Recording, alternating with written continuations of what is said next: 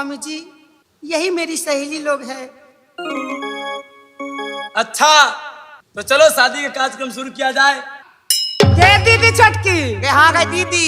गई बड़की दीदी बहुत दिन से कुमार चले नहीं गए। हाँ गई दीदी, कुमार होते तो बूढ़ भ गए, भन्ने मर गए कर भाई। ठीक भेले तो अपना से खुशी मनो ना, शादी के गीत गो ना। गई ये बर छे गाय, गई है बड़ है गई। कितना सुंदर लगे बाप रो बा, मन करे हमें बियाह कर लेती एकरा से गई। आ चलो सखी हिला मिला जनक के आगन, दुल्हा बनला श्री राम गे।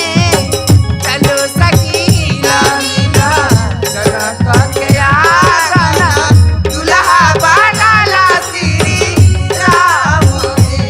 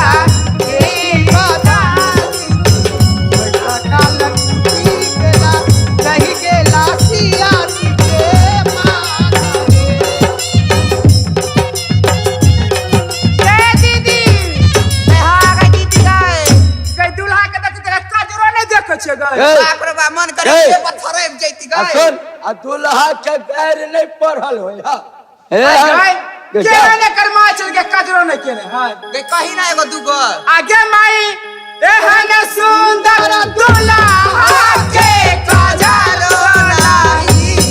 आगे माई एहन सुंदर दुल्हा के कजरो नहीं। आगे माई एहन सुंदर दुल्हा के कजरो ना। आगे माई एहन सुंदर दुल्हा के कजरो नहीं। के कर मैया थी नारी जाके लो नहीं। के कर मैया थी नारी जाके जल्दी क्या बैठा हाय गाय गदुला का चांदनो नहीं है गाय। कुछ के लूर नहीं है एकरा पर। आगे माई एहन सुंदर दुल्हा आके चांदनो नहीं। आगे माई एहन सुंदर दुल्हा आके चांदनो नहीं। आगे माई एहन सुंदर दुल्हा आके चांदनो नहीं। आगे माई एहन सुंदर दुल्हा आके चांदनो नहीं। के कर बहिनी थी नारी जाके लूरो नहीं। के कर बहिनी थी नारी जाके लूरो नहीं। दीदी गई भागे कर दीदी। गई भोर भ जता गई कौआ बजे है गई जल्दी जल्दी माला फेर करबा बहिन के। कथला एगो दुबार कहीं ना गई कथी कभी कौने ना गरा के सिंदूरिया से नूरा बेचे आओला।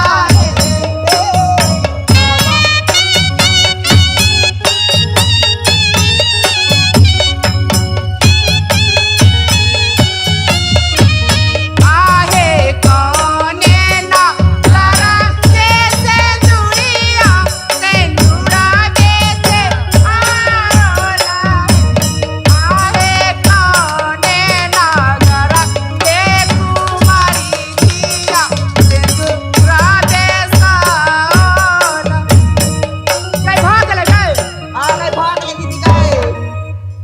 कहीं आप जल्दी बिरादरी करना।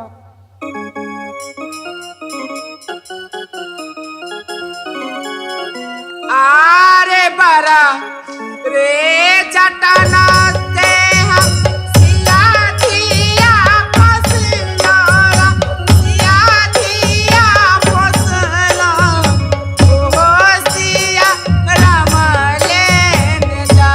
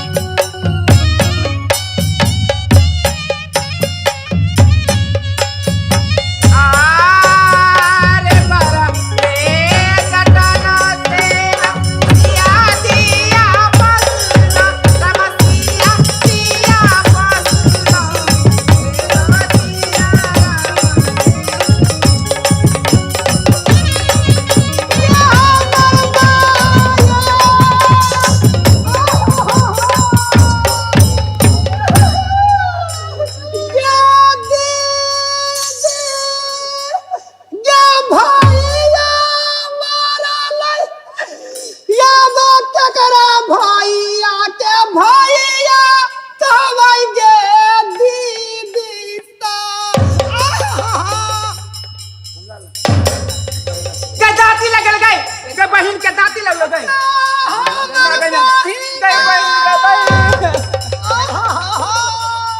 बाबा नहीं करना गए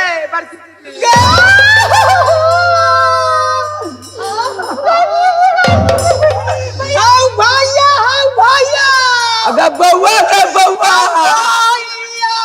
रे बउआ अगर मारे कच में घूम घूम कचरी मुरही देखते गे बउआ। चुप चुप चुप नहीं कान भैया अब तो हम जाए छिया। जा बउआ जा। चलो जा। यहाँ से हमारी पार्टी का कार्यक्रम समाप्त होते हैं। जो गलती इस लड़ाई में हम लोग से हुआ होगा कृपया करके आप लोग माफ कर दीजिएगा। ये कंपनी गंगा की है, मशहूर मिथिला का नंबर 1, बिहार का नंबर 1, भारत का नंबर 1 कंपनी में जय जय रघुपति राजगु राजा राम पति के पावन सीताराम।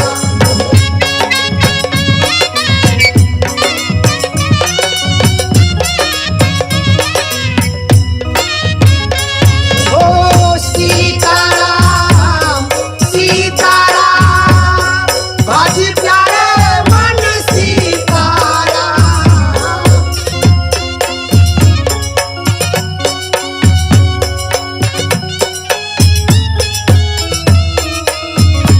ओ सीताराम सीताराम भज प्यारे मन सीताराम।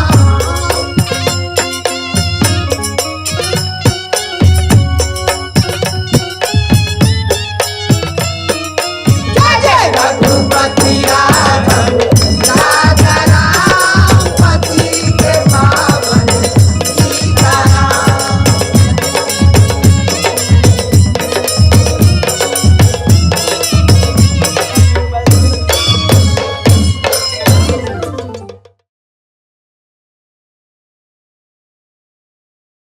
हमारे इस चैनल मैथिली गंगा को लाल बटन दबाकर सब्सक्राइब करें व घंटी के निशान का बटन दबाएं ताकि सभी नए वीडियो आप तक तुरंत पहुंचे बिल्कुल मुफ्त।